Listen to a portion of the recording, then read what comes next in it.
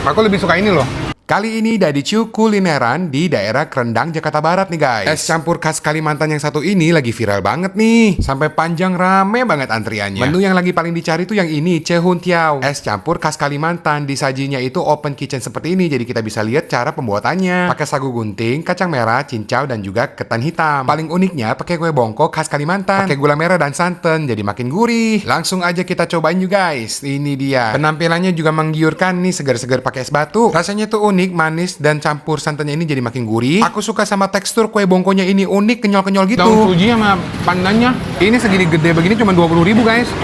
Selain es campur ini, mereka juga ada cemilan khas Kalimantan dan ada minuman lainnya. Ini aku cobain es songkit pakai kiamboy. Rasanya seger banget, ada selasinya. Kalau yang ini susu tahu pakai cincau, makin unik guys. Rasanya seperti minuman boba tapi versi lokal guys. Langsung aja cobain susu tahu by Wendy di Kerendang ya guys. Susu tahu by Wendy. Cici. Di save dan share videonya ya. Thank you.